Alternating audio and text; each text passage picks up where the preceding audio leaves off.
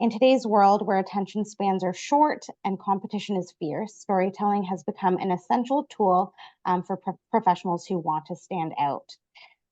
Customer FaceTime is hard to come by. Every interaction counts. Sales professionals need to optimize their time to present in a way that is relevant and inspires customers to act differently. From this webinar, you'll understand the questions to uncover your customer needs, learn how to tailor and frame your message to influence and inspire change, discover techniques to present confidently, and overcome resistance. As mentioned, our presenter is Christy Scarrow, partner at Lighthouse 9. Christy is a consultant, executive coach, keynote speaker, and best-selling author of the book Truth Warriors. She draws on over 20 years of sales experience with firms such as Revlon, Mars Canada, and Reckitt Benckiser. As a partner at Lighthouse 9 Group, she leads the Insights and Organizational Accountability practice and supports clients in the areas of strategy, leadership development, change management, and sales effectiveness. Her current clients include retailers, manufacturers, and professional services. She's passionate about working with sales leaders to deliver growth and drive meaningful change. Now, just for some quick housekeeping rules on today, this session will be recorded and will be sent to you afterwards. We will be encouraging webcams on to get FaceTime with your presenter, Christy, as well as some of your peers, if it allows. And you may ask questions or make comments using the chat function in your Zoom dashboard. They will be addressed a little bit later during the Q&A. And for those of you on your CPSA designation pathway, maintaining your professional development units, the session will be worth 1 PDU. As a new CPSA offering, all attendees will receive a certificate of participation accompanying the recording after the session, which can be downloaded and then shared via your social media. Now, without further ado, I will hand it over to Christy to start. Thank you so much, Ruplin. And I would be remiss to not show you where our sheep scale landed. So thank you for those who participated. We will have a chance to go back onto Mentimeter, but I'm happy to say we've got some smiley sheep. We've got some silly sheep with flamingo glasses. We got some bucket sheep. Maybe you're hiding a little bit today, and only one sleepy sheep out there. So I think we're in good shape to have a great discussion today, and lots to cover with you. So I'm just flipping myself back here.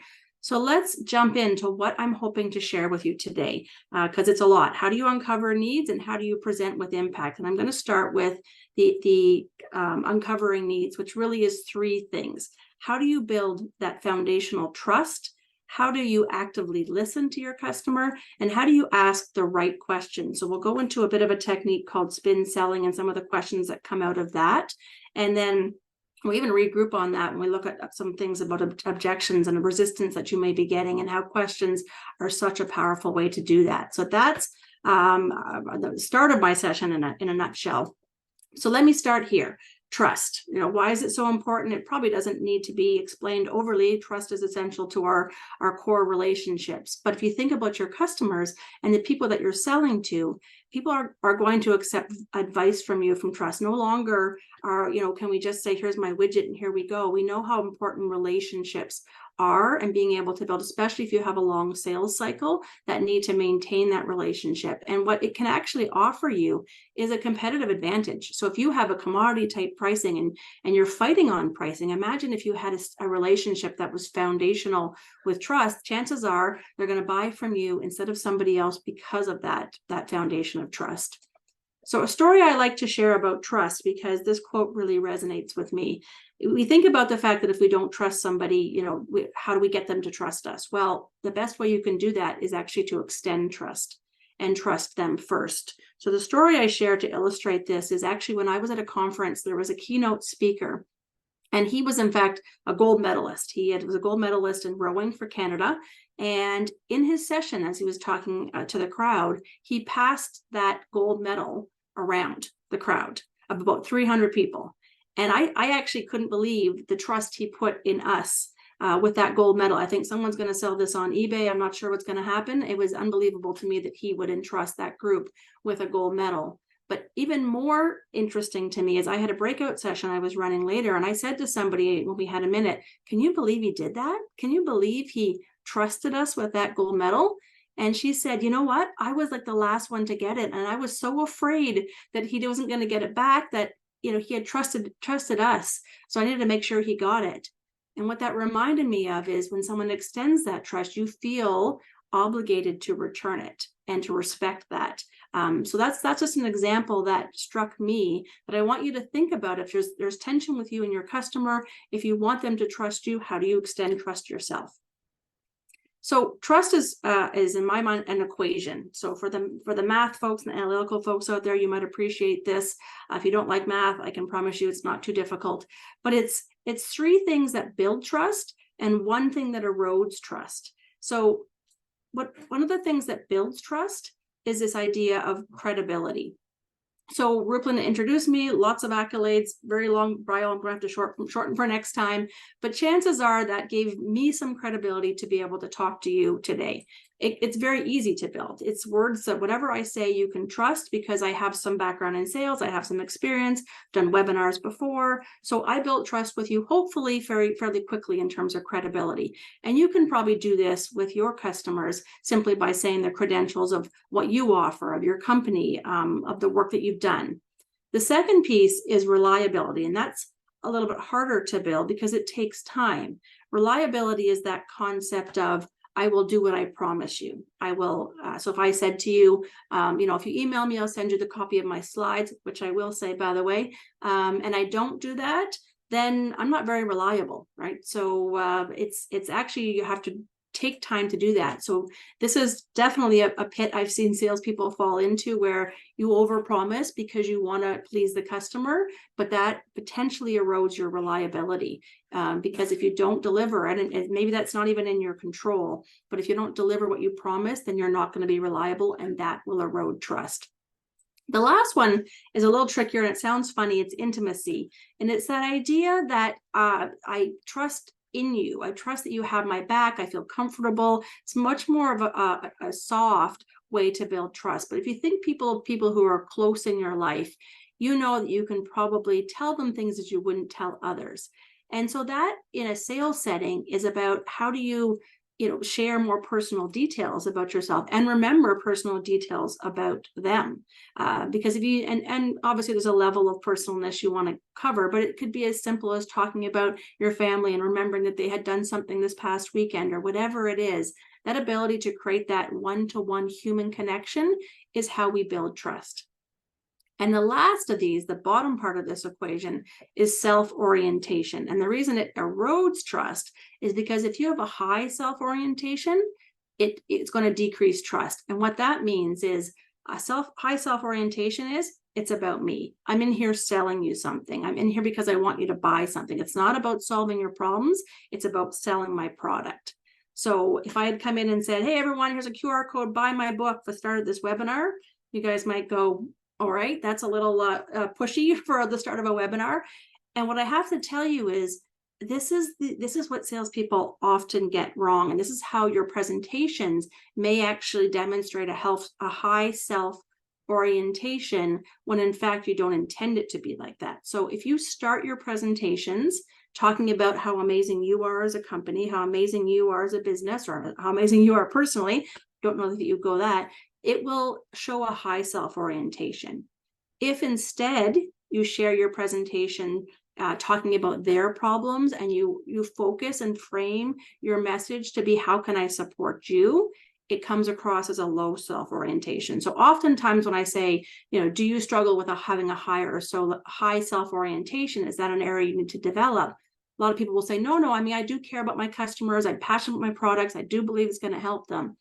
But oftentimes it doesn't come across that way. If you think about the typical used car salesman that walks up to you and you're like, they're telling me something, or maybe you're getting these requests on LinkedIn like I do, with someone's trying to sell me logistics services. And it's like, I don't own a fleet. I don't have logistics. You don't know me at all. It's all about you. So think about how you're coming across with your customers. Are you coming across that you care about them, or you're coming across like I have something to sell you? So I'm going to bring you back to Mentimeter. Some of you are already there. So if you're already there, just refresh your screen, refresh your phone, and it will come up, although I have to move forward. So it'll come up with this question. So given what I just explained to you about trust, which of these four do you think you need to personally develop with your customer? Just love to get a random poll from the group and see where you land. Rupelin, if it's possible, I don't know if you can put the link again into the chat, or you're still monitoring the For sure. I'll put it just in. copy paste what I put in before. That would be wonderful. So interesting enough, it's coming in to be a close tie here in all four of these things. And so I appreciate the self-reflection, because we always have opportunities to improve. And if you're thinking about what, this isn't working with my customer, what might be the reason it doesn't feel like they trust me. Now, by nature, customers are going to, they know you're there to sell them something. So of course they're going to be a little bit guarded, but these are areas that you can build trust. So I'm just going to, some of you are still filling it out. I appreciate that. I'm just going to share the results of our Mentimeter as they are now. So can you see my screen? Good to go? Yep, all good, Christy. Thank you. So it's still, results are still coming in, but you can see it's actually fairly evenly tied. And these are all areas that you can improve upon in terms of building trust. So I can't even say I can layer into one of them, because I can see for each of you. If you're newer in your role or less experienced, you might say credibility. If you know you over commit to things, you might say reliability. If you want to kind of create that more personal connection, you're probably saying intimacy. And if maybe you're coming across as salesy, so to speak, or about you, you might be needing to focus on self-orientation. So thank you for weighing in on that. Gives me a sense of where you're at, which is opportunities to develop in all areas of trust. Okay, so if I bring us back about the other core foundations about so let's move into active listening, because one of the ways you can extend trust and that you can build that relationship and understand what your customer is truly looking for is active listening. And 4 things to think about in there. Are you demonstrating clear listening behaviors? And by the way, this isn't just applicable to your customers. This is effective in life with the people in your life personally, and your people in your teams. So this is a little bit of gift with purchase. So listening to understand, are you truly understanding and hearing the individual, body language and facial expressions, and questions, which I said we'll do a little bit more of a deep dive into. So I have a bit of a fun request. If anybody here is familiar with Big Bang Theory, I have a short video clip. And what I want you to do, and in the chat this time as opposed to Mentimeter, I want you to tell me the things that Amy is doing to listen to Sheldon actively. Okay, I'm going to play this. Hopefully it works. Rupelin, just let me know if it's not coming through on your end. First, there was PlayStation, aka PS1. Then there's PS2, PS3, and now PS4. And that makes sense. You'd think after Xbox, there'd be Xbox 2. But no. Next came Xbox 360. And now, after 360, comes Xbox One. Why one? Maybe that's how many seconds of thought they put into naming it. Can you get the butter, please? However, with the Xbox One, I can control my entire entertainment system using voice commands. Up until now, I've had to use Leonard. Then get the other one. Pass the butter. Hang on. I don't feel like you're taking this dilemma seriously. Fine, Sheldon. You have my undivided attention. Okay, now, the PS4 is more angular and sleek looking. No way! It's true, but the larger size of the Xbox One may keep it from overheating. You wouldn't want your gaming system to overheat? No, well, you absolutely would not. And furthermore, the Xbox One now comes with a Kinect included. Included? Yes. Not sold separately. Although the PS4 uses cool new GDDR5 RAM, while the Xbox One is sorry. using the conventional DDR3 memory. Why would they still be using DDR3? Are they nuts? See, that's what I thought. But then they go and throw in an ES RAM buffer. Whoa, wait a second. Who's they? The Xbox. You're kidding! No, I am not. And this ES RAM buffer should totally bridge the 100 gigabit per second bandwidth gap between the 2 RAM types. This is a nightmare. How will you ever make a decision? See, I don't know. What should I do? Please pass the butter!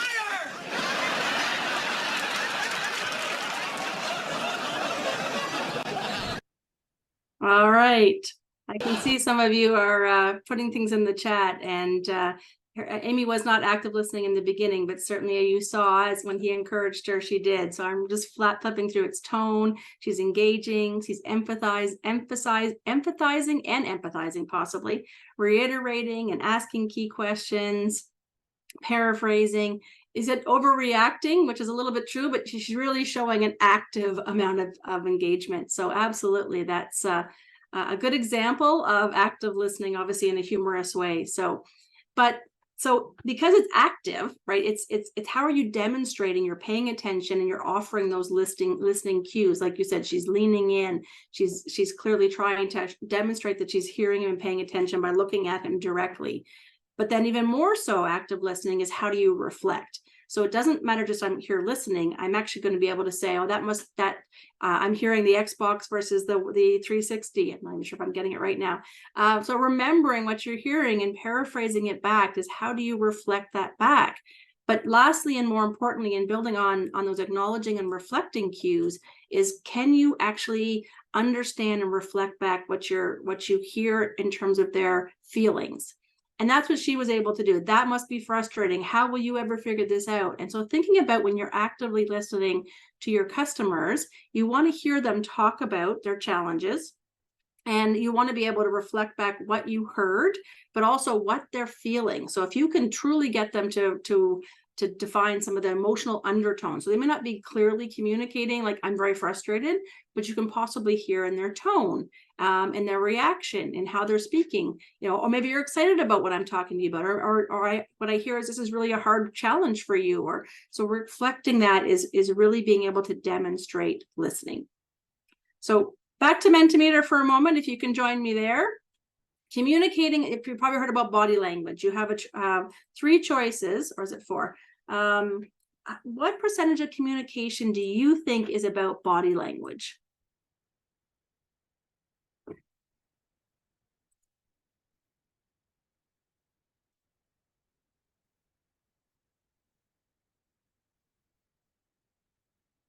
I'm watching the tallies come through.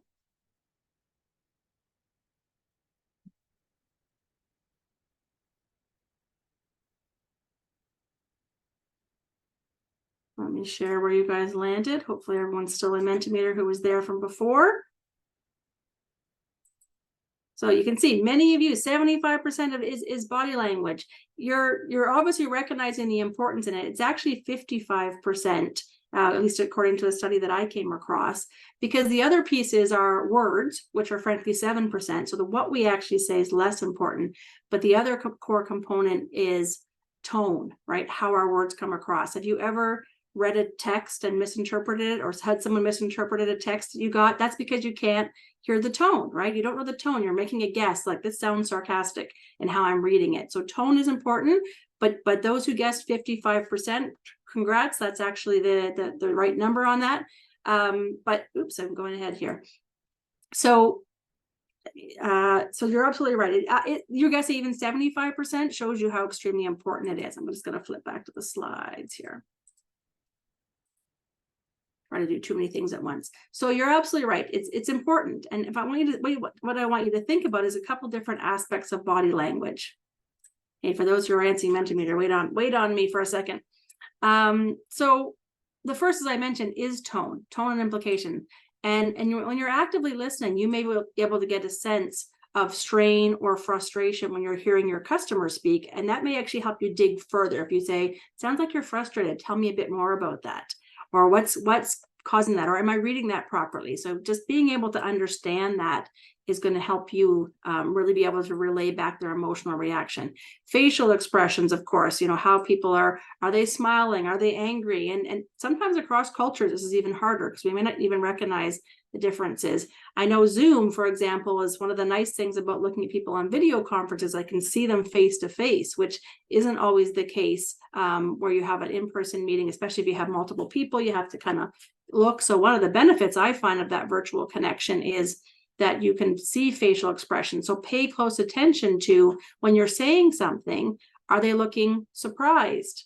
Are they looking a little bit, kind of dull in the face and not even paying attention necessarily?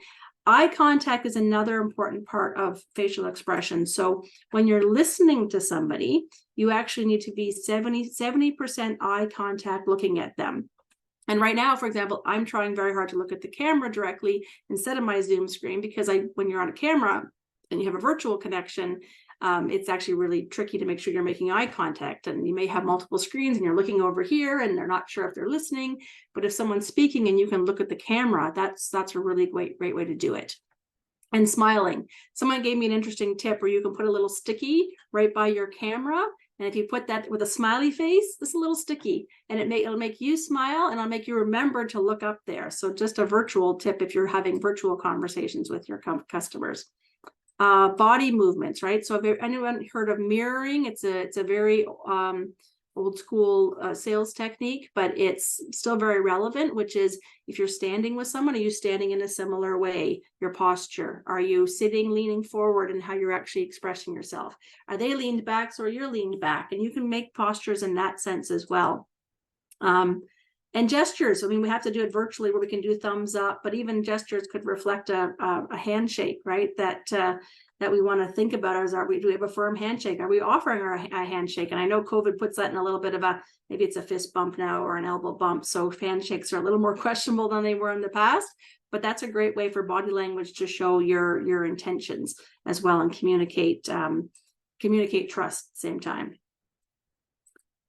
So questions. Let me ask you 3 questions, and you can throw your answers in the chat. I won't even know which question you're answering necessarily, but how are you feeling okay? Am I going too fast? And I'll have you answer the last one maybe in the chat. Are you enjoying the webinar so far?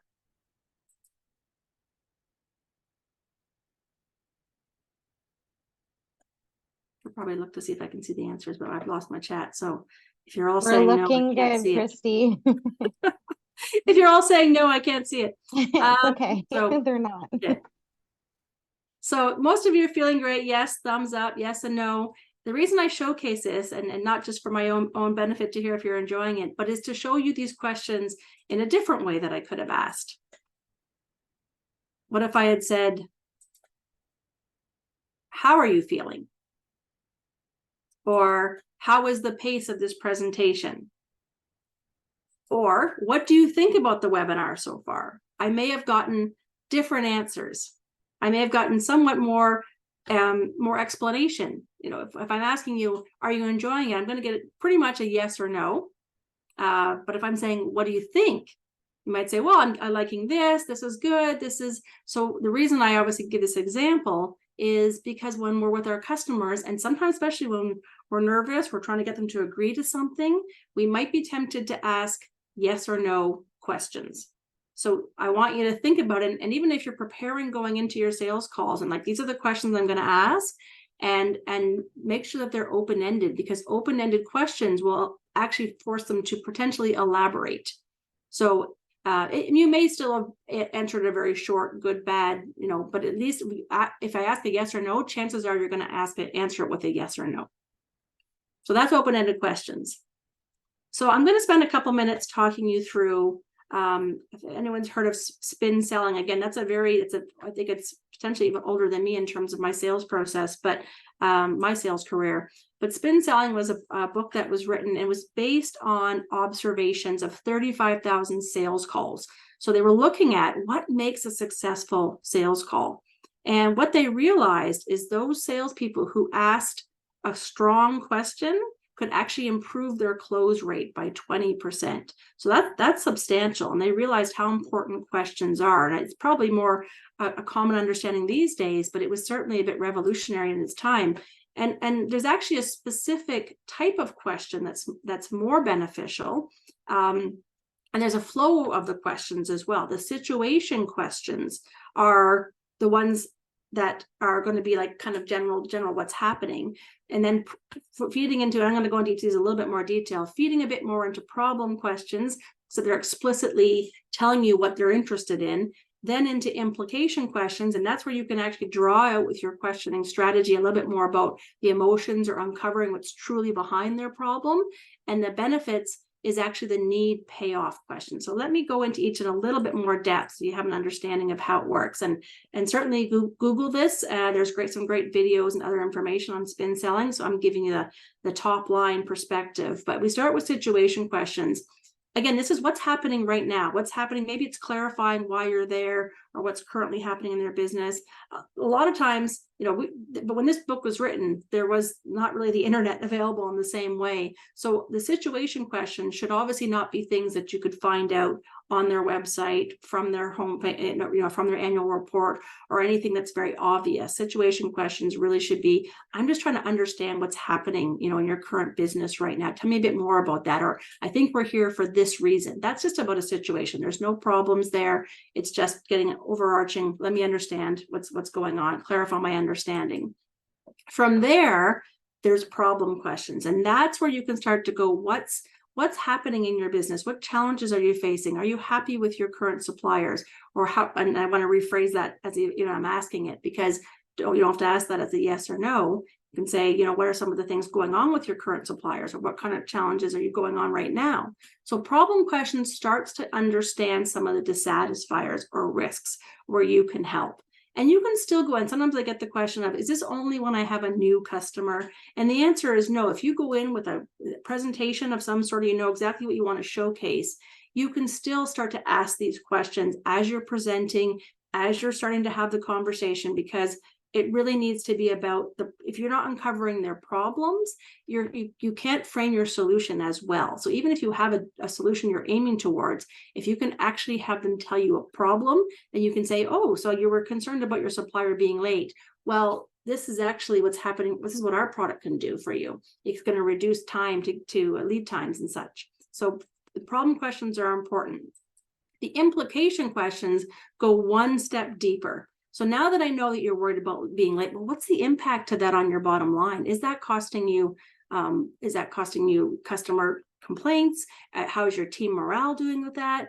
It digs deeper. And so there's not a exact script for this, because you have to be listening to what the problem was. And once you hear some of the problems, this is like, okay, so what are you really worried about? Or what's that doing for you? So this is a little bit of that, what's keeping you up at night type of questioning, because when you uncover that, then you can totally frame up your solution. And this last question is exactly that intent. If you ask a needs payoff question, what you're doing is you're tying your solution back. So you've listened to them, you've asked questions, you've understood, maybe I'm concerned about being late. And yes, I'm worried that my customers are getting upset with me. That's the implication. Would it help you if I could offer you a product that's going to reduce your lead times? That is the needs payoff question. And sometimes, a lot of times when I see salespeople model this, they say it as a statement. Oh, I've got something to do to help you with that. If you just flip that and ask it as a question, you're forcing your customer to really think about, yes, that would help me. And they're going to declare that, as opposed to you saying, oh, I got something I'll show you. Let me show you my slides here. Let me show you what I can do to help you. If you say, would it help you if, or would it be beneficial if? So think about that when you're preparing your solutions. What questions could you ask to make sure you're aligning back to their problem, and listen to those problem questions? So quick one back to Mentimeter. I think some of you may have already jumped on there. What question do you think is the most important?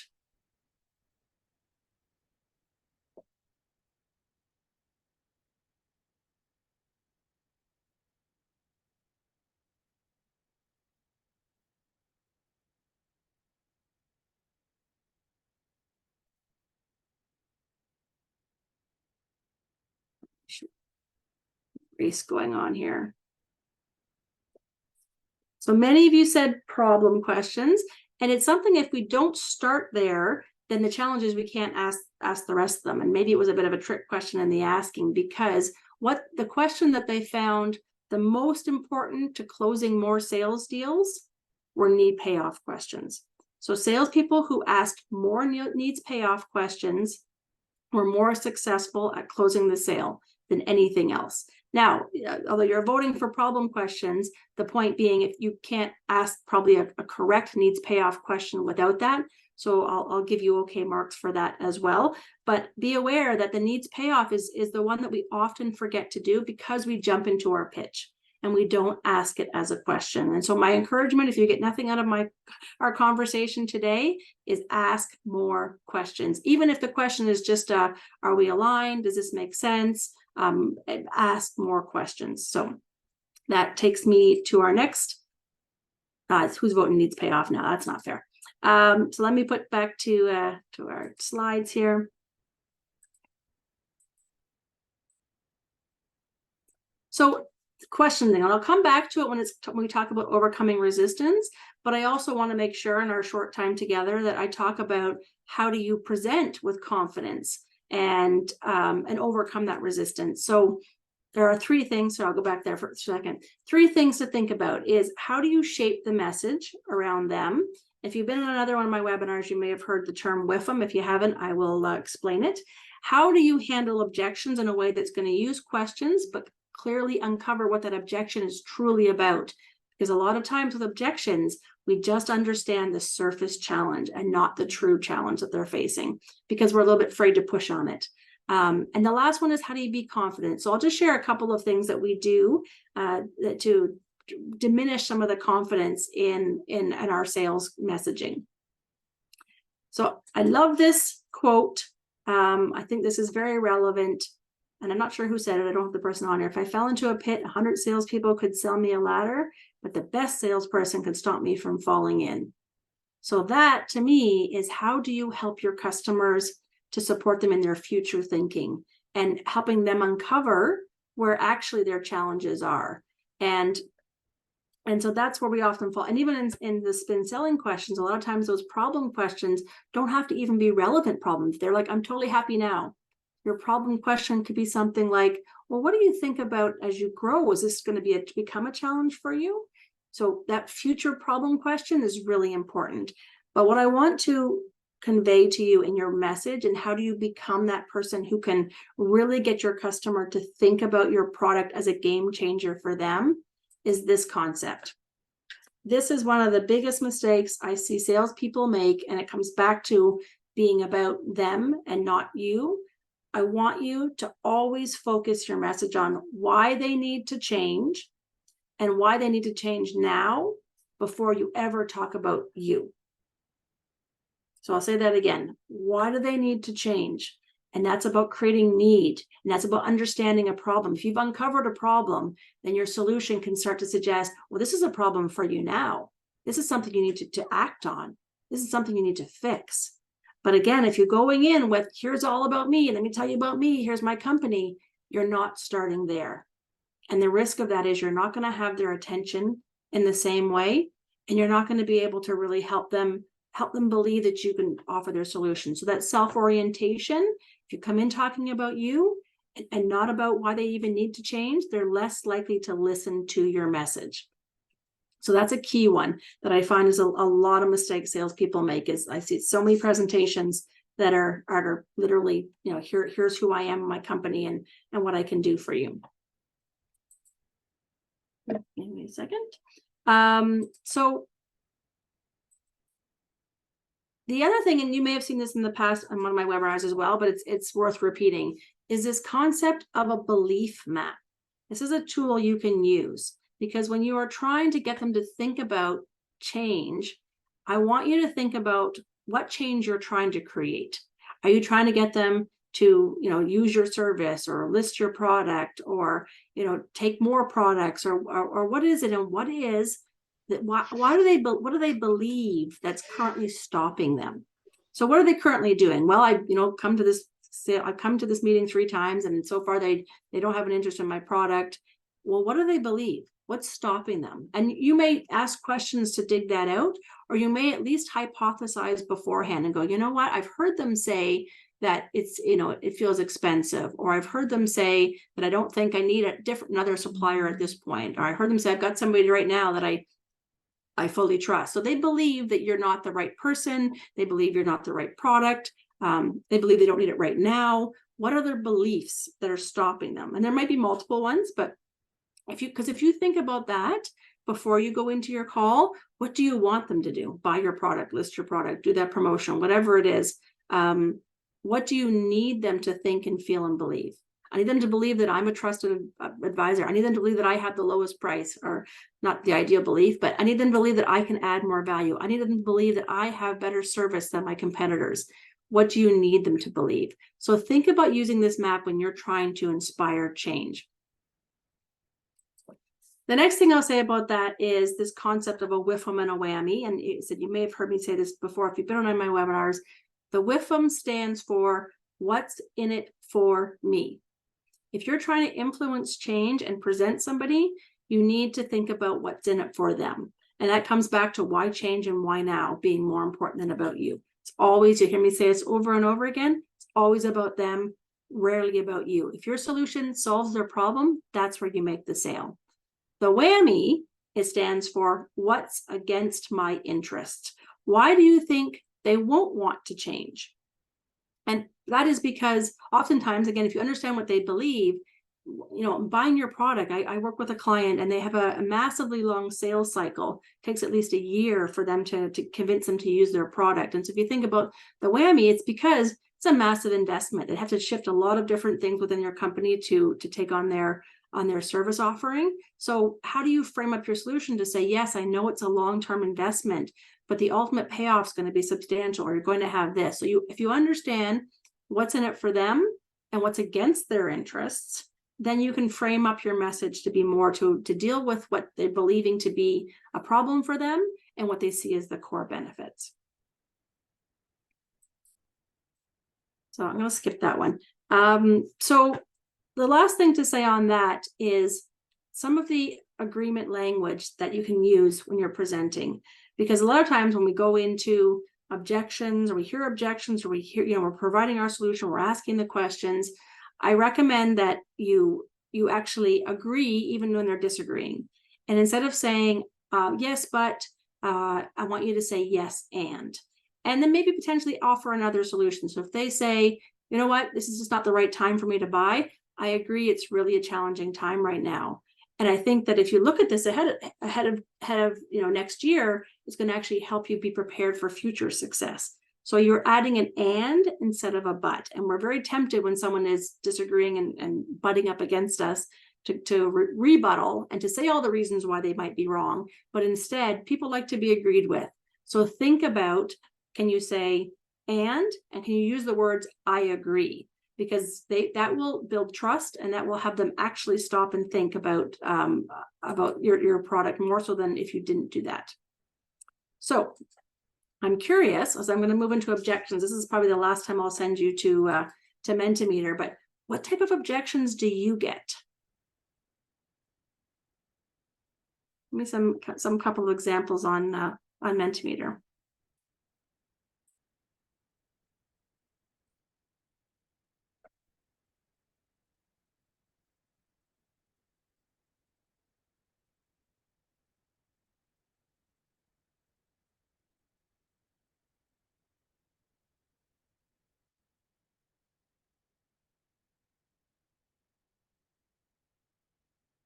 So I'm looking at your answers. I won't be able to show it because it's kind of scanning quickly, but what I'm seeing is too expensive, fine with the status quo, costly, not the right time, too expensive compared to the competitors. A great question is when someone's saying you're too expensive, if you don't know the answer, that you don't know why, it's too expensive compared to what? Is it the competition? Is it and who in particular, and there are other pieces that, and are they actually similar what you're offering? Not the right product, not the right fit, strong relationships, happy with my current supplier, too busy, don't have the time to meet and consider it. I can tell you in general, customers are pretty risk averse and to get people to push towards doing something different, you do have to encourage them to think about the problem that you might be offering and what you might be solving as a result of it. Otherwise, they're not. That's why getting their attention about why they need to change and why now is the best way to get them to pause and go, wait a second, maybe I really do need to think about this.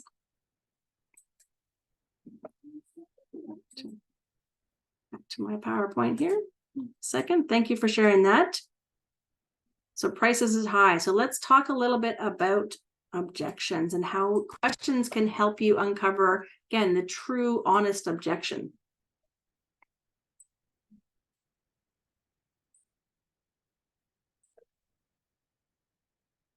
So one of the things you get is someone will say, the price is too high. And if you actually respond with a question, now be careful we don't overuse this, but the price is too high, simply by asking a question, reflecting it back, then they might elaborate what that means. So it's an open-ended question, but it's really just a pause in the process to have them maybe to think if they're going to fill the space, because I can tell you pausing and silence is one of your best weapons, and I use that term a bit in jest, to be able to get someone to open up, because people like to fill the silence. So if you're sitting in a customer meeting and they're just like, yeah, it's too high, price is too high. And you go, it's too high?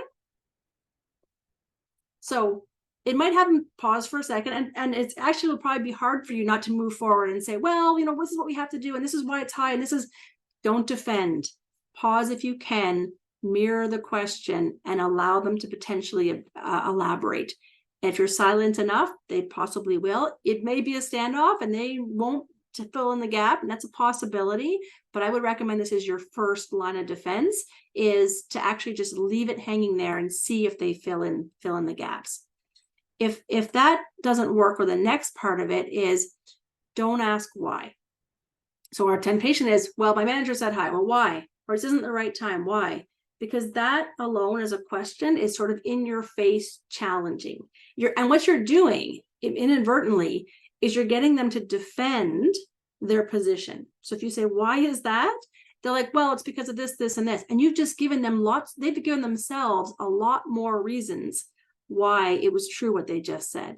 So that one is we have to be very careful of. You don't want to ask why they're disagreeing or why they don't think something is the case or why. It's simply in the questioning. Can you help me understand what's causing that concern? Can you help me understand that a little bit more?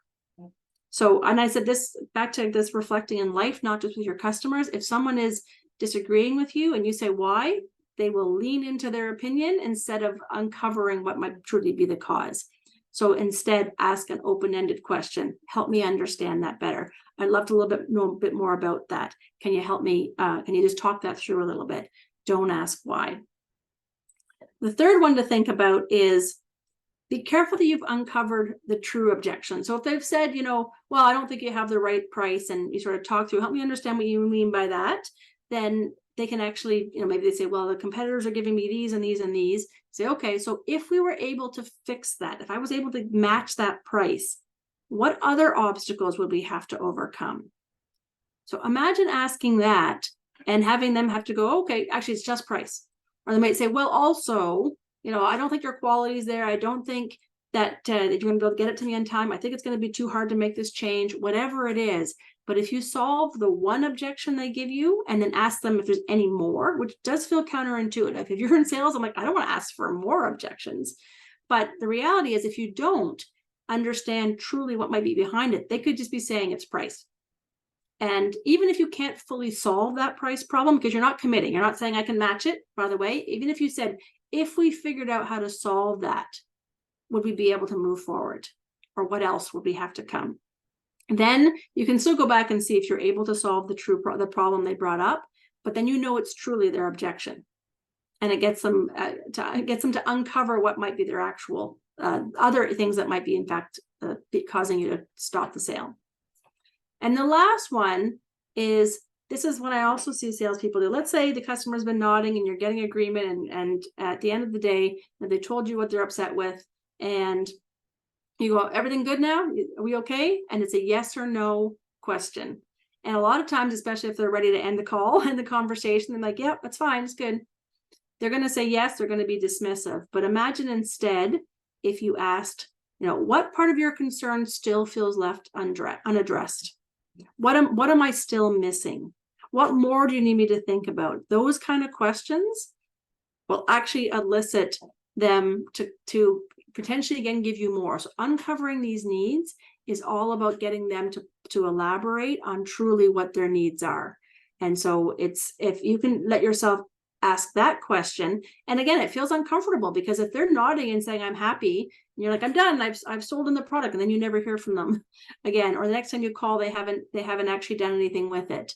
Then if you ask that question, what part of your concern still feels left unaddressed, then you'll know if there's anything left that you're missing.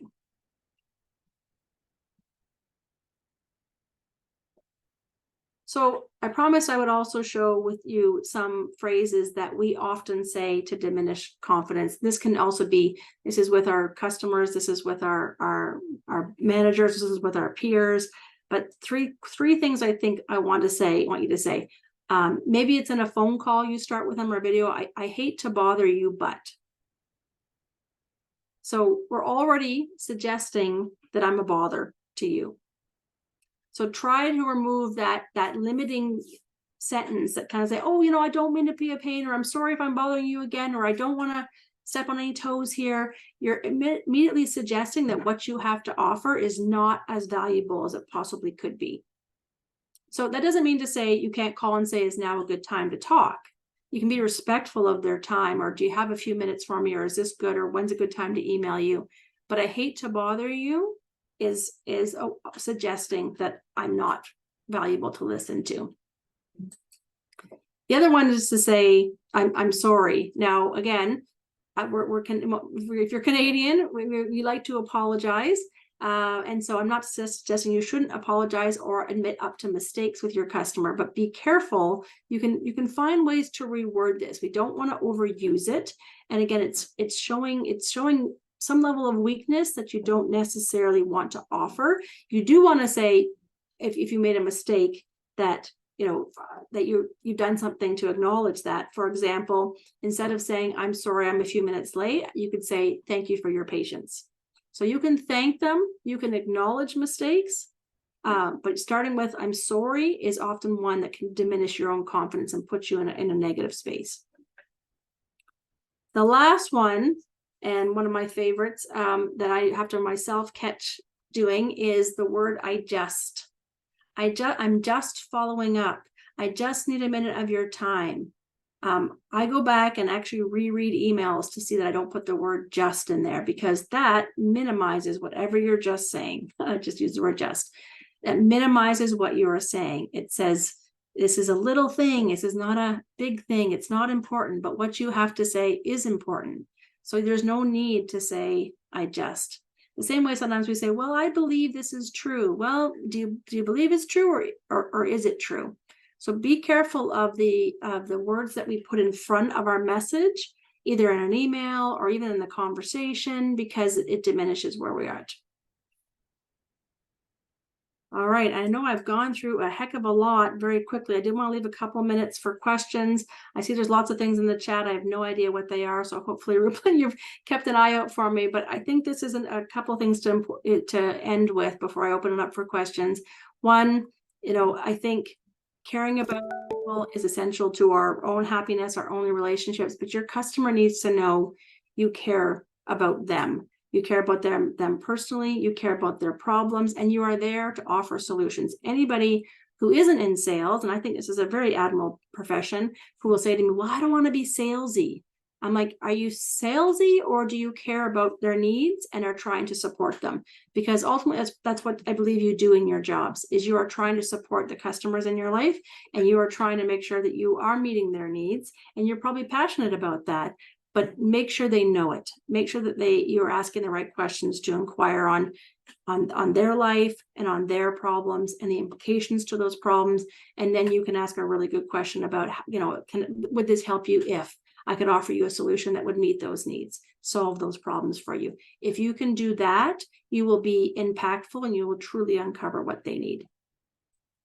So my last one was just opening up myself here. If you would like to welcome to connect with me on LinkedIn. Also, if you do want a copy of these slides, I won't mass send them out, but if you want to email me, take a quick screenshot of that, or you probably can find it somewhere on LinkedIn, but that's my email address at Lighthouse9. So if you want a copy of these slides, I'm happy to send you a PDF of them. If you want to email me with that request, happy to do that. Can't promise I'll have the turnover in about 2 minutes, but I promise I will respond. So that is me. So any questions? Rupin, do you see any questions, or are you going to let people sort of speak? Yeah, thanks so much, put their hands up? Christy. A lot of the content that's in the chat are actually responses from your Mentimeter questions just put into the chat. But Okay. I did spot one from Kelly here who wanted you to elaborate on body language. How do you communicate body language effectively in virtual meeting settings? Yeah, and virtual, it's a little bit different, isn't it? It can still be your positioning, right? So, I mean, if I was back here, even that's suggesting I'm not as engaged. So I can lean in for body language. I can make eye contact in the camera for body language. I can even use my hands, right? So sometimes, gestures are even hands and expressiveness. So think about where they are, what you're wanting to demonstrate. And a few times I have used my hands in this presentation to use my fingers or acknowledge you that way. So I think it's about, in fact, there's some benefits there because I said you can fill the screen with kind of your face. And so don't be aware of even your posture. Am I sitting up here and talking to you versus leaning forward? So it's absolutely possible. And eye contact is the second piece on that, right? Am I looking at you? Am I continue to hold your gaze there? Thank you, Christy. I've just put in a message into the chat to add any of the questions that you might have into that area, and then we can get to them. But so far, Christy, it seems to be the only question we had. Okay, Lots good. of content, Is it though. allowed to have a live question? Yeah, of course. Go ahead, Neil. All right. Great presentation. Thanks a lot, Christy. I kind of started a little bit late. Just curious to know your take on this challenger sales concepts in the context of really pushing ahead with insights and other thing, because the spin that we grew up with has kind of lost its little bit of luster. Still the core is very valuable, but we may have to tune it with greater insights. What's your opinion on that? Thanks. I 100% agree with that, Neil. I mean, my passion is insights, and I do a lot of training on insight selling because we're in a world where if you can identify, and I think insights are important, one, to illustrate the problem, because if you have data to say, this is what's happening in your market, I have stats that show this. So your data can actually help actually frame up their problem and get them to pay attention and go, this is what I'm seeing. I would also recommend you can use them to reflect back. Is this what you're seeing? So it shows that you've done your homework. If you bring insights into a presentation, it shows that you understand them and you can engage them in the discussion. Is this true for you? This is what I've seen, or this is some data to support this.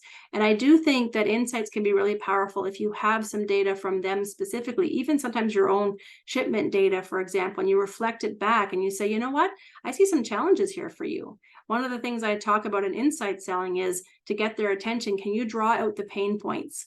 So if you can actually say this insight shows that this is painful for you, or at least it appears to be, shipments are slowing down, or I see consumers are less interested in your category, or whatever it is.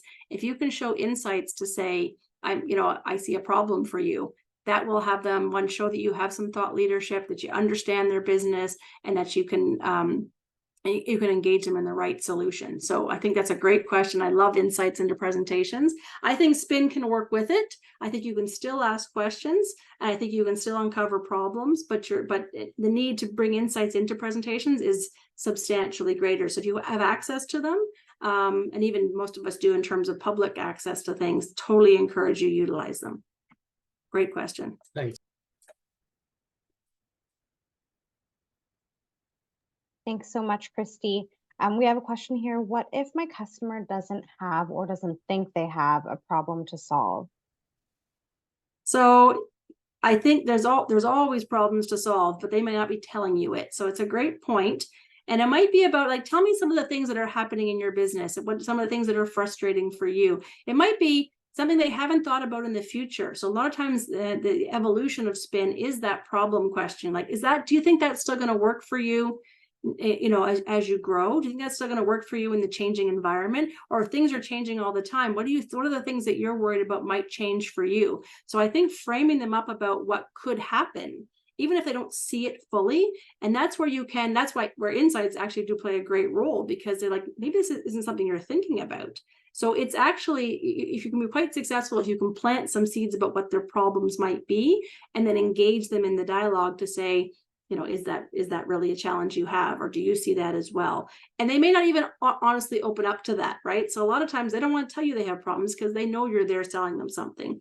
But if you frame it in the I just want to hear some of your frustrations, or here's another good way to do it. Maybe you've seen a problem with some of your other customers. This has been a problem for my other customer, my other client. have you had the same issue? So it makes them feel like, again, you're not just saying, what are your problems? Because that's going to be like, no, things are great. Any challenges with your current supplier? No, things are good. Well, you know what? Some of the challenges I think my customers dealing with right now is, they can't get the supply in, or they can't get this. Is that happening for you too? And at the end of the day, they could be completely closed off, but the more you build that trust information, that trust link, the more they're going to be willing to share their challenges. And the more you can demonstrate that you understand their problems and you have solutions to them, the more they're going to open up to that. Great question. Thanks, Christy. I think that was our last question for today's session. All right. Well, I got right on time there as well. Yeah, you did. Thanks so much for offering your contact information here. And thanks so much for everybody who's attended today's webinar. If you'd like to attend to any of our upcoming webinars or workshops, please feel free to head on over to cpsa.com/calendar, where you'll see all of our upcoming virtual events listed there. Huge thanks to everybody again today. And please make sure that our emails from cpsa.com are enabled on your inbox, and you'll get that recording soon. Thanks, everybody. Have a great day. Thank you. Have a great rest of your day.